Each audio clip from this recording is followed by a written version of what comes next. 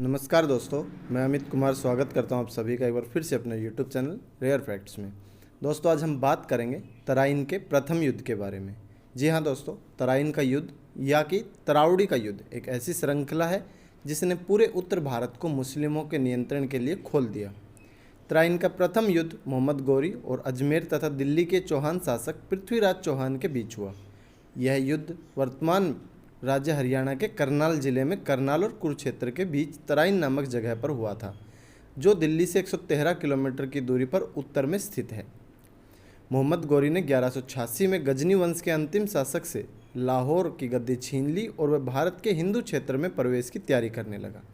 1191 में उसने पृथ्वीराज चौहान के नेतृत्व में राजपूतों की मिलीजुली सेना से युद्ध करना पड़ा, जिसमें पृथ्वीराज चौहान के साथ कन्नौज का राजा जयचंद और बनारस का राजा भी शामिल था। पृथ्वीराज चौहान एक महान शासक था जो हमेशा अपने साम्राज्य विस्तार एवं व्यवस्था पर नज़र जमाए रखता था।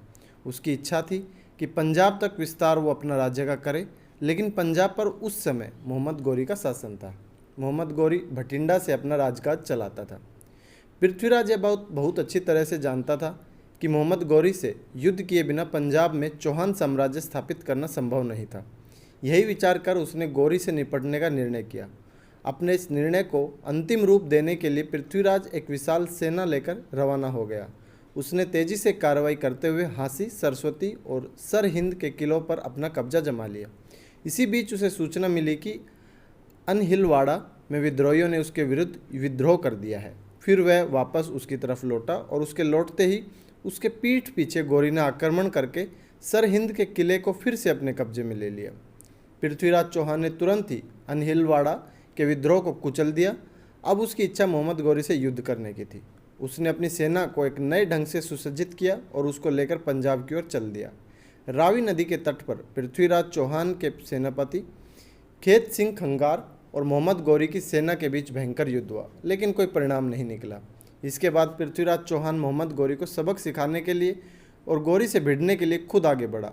मोहम्मद गौरी और पृथ्वीराज चौहान के बीच तराइन नामक स्थान पर एक भयंकर युद्ध हुआ, जिसमें राजपूतों ने गौरी की सेना के छक्के छुड़ा दिए।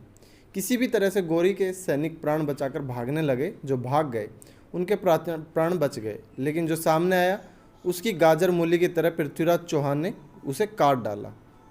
मोहम्मद गौरी इस युद्ध में बुरी तरह से घायल हुआ और वह अपने घोड़े से घायल होकर गिरने ही वाला था कि उसके एक सैनिक की दृष्टि उस पर पड़ी और उसने बड़ी फुर्ती के साथ सुल्तान के घोड़े की कमान संभाल ली और कूदकर गौरी के घोड़े पर चढ़ गया और घायल गौरी को बचाकर निकालने में सफल हो गया।